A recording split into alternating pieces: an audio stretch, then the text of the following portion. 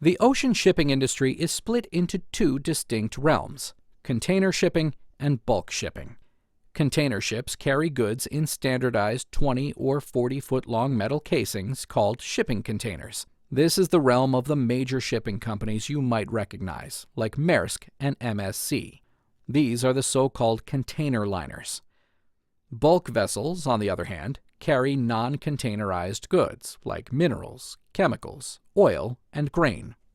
These segments differ in nearly every way, from the products to the sales channels to the operating model.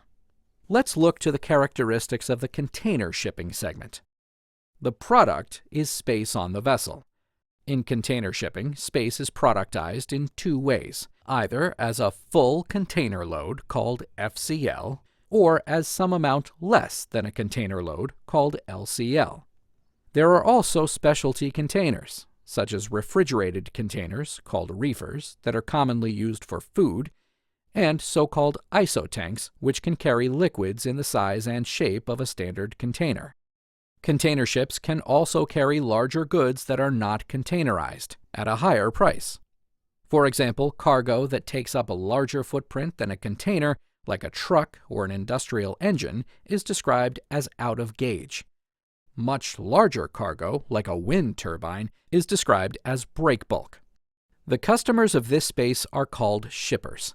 In container, space is sold primarily to shippers via three channels. For one, via longer-term contracts directly with large shippers.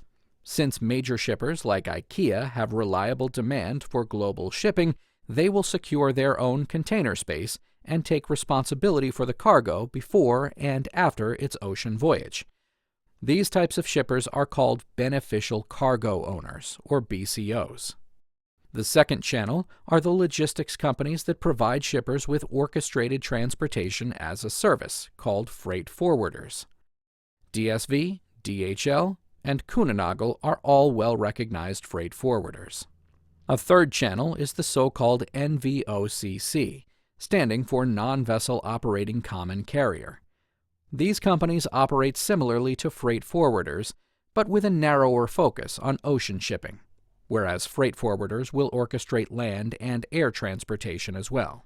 NVOCCs also play a larger role in owning and managing the empty containers themselves. Typically, container liners aim to fill a base level of the vessel space with longer-term contracts and top up the rest with sales sourced via freight forwarders or NVOCCs. Regardless of the end customer, the type of good, or the sales channel, the product is the same: container space. This standardization is the key to container shipping. It allows for efficient loading and handling of any number of product types on any number of vessels. As a result, container liners can operate a highly networked transit model, moving goods via multiple systems across multiple ports. Think of this like a bus or metro system. Bulk vessel shipping works quite differently. Unlike containerized goods, bulk products do not commonly share vessel space. The product is therefore usually a full vessel charter. Bulk vessels carry so-called dry goods like minerals or lumber, or wet goods like oil or chemicals. The term bulk itself is most closely linked to a specific set of dry bulk goods, raw form materials like grain, salt, and iron ore. These are carried by the so-called dry bulk vessels.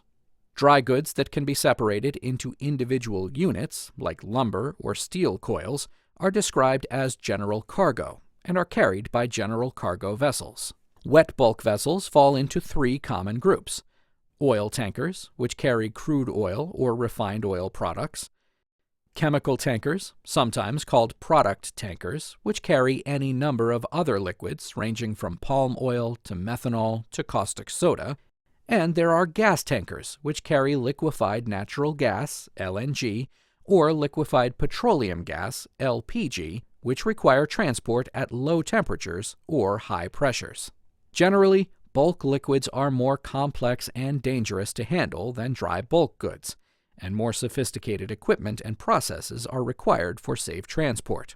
The sales model for bulk vessel space is similar to the BCO model in container.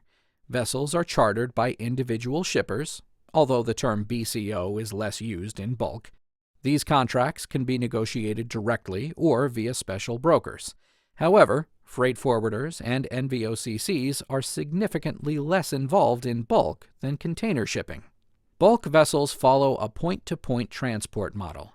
Goods move directly to their destination, more like a taxi service than a bus or metro system. This point-to-point model is called tramp shipping. There are, of course, other shipping segments like passenger cruises and ferries and hybrid vessels that carry both people and trucks, which we will not cover in this primer.